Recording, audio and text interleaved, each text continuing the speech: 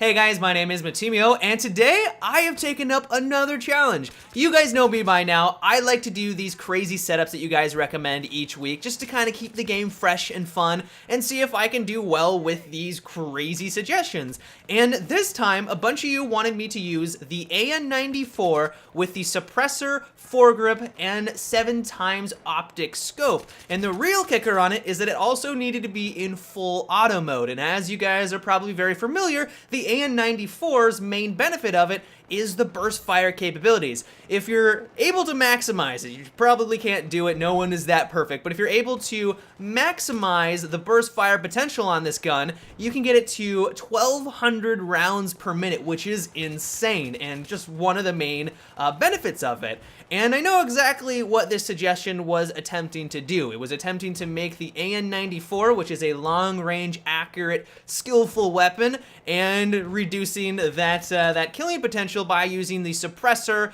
and the Foregrip. The 7x scope, I think, was just meant to be kind of a nuisance because the higher optic scopes can be a little bit harder to handle when you are using a fully automatic weapon. And so, going into this, I wasn't exactly sure what to expect, but in all honesty, I actually had a lot of fun with this challenge. I mean, it wasn't a cakewalk by any means, but I was fairly successful with it, and I think that's because the full auto on the gun isn't as bad as a lot of people think it is, because the first two shots, I could be completely wrong, and I'm sure many of you down below in the comment section will correct me if I am, is that even though I am using this in full auto, those first two shots still get the benefit as if I was using this in the burst fire mode. They travel extremely fast out of the AN-94. And the reason why I say this is because when I was getting in firefights with players, on paper, this weapon doesn't have a very fast rounds per minute. It only has an RPM of 600, which is really, really slow. And it doesn't have a higher damage model than all of the other assault rifles out there. I mean, it's going to do 25 damage up close, very standard all around.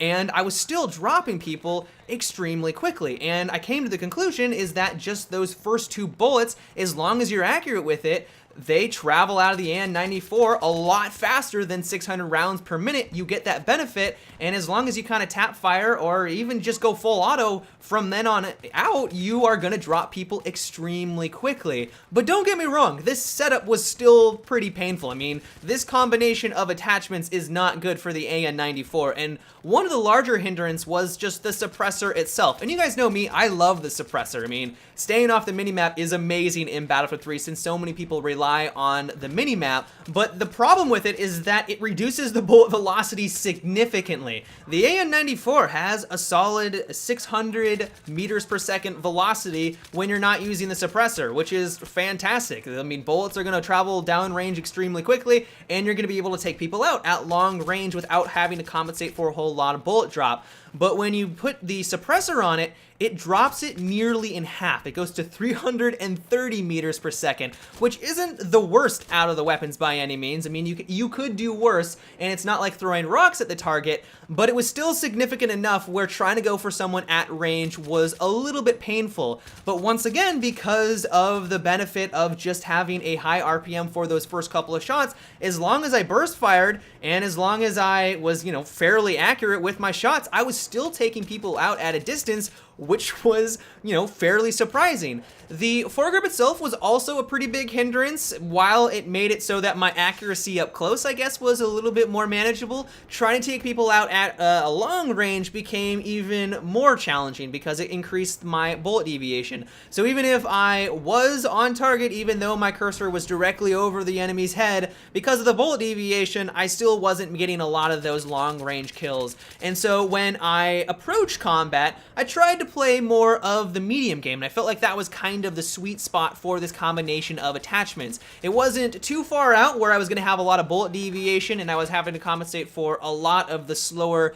bullet travel speed, but at the same time I was also not too close where the 7x scope was a huge hindrance and making it almost impossible to take people out. But what was interesting about this was that even when I was in the thick of things, people were running all around me and I was in those close encounter conflicts, I was still winning firefights against people that were using those high RPM weapons like the F2000, the AEK, the M16A3, and I'm sure it was a large combination of factors. It had to probably do with their player skill, luck, you know, they probably weren't the best players out there, but I was also just kind of I was just on fire on some of these matches, and as long as I felt like I was able to get those first couple of shots off to take advantage of the high RPM of the first and second shot, I was still winning those firefights, and it was extremely satisfying. And so overall, I had an absolute blast with this challenge, and I know that you guys were trying to make the AN-94 worthless with this combination of attachments,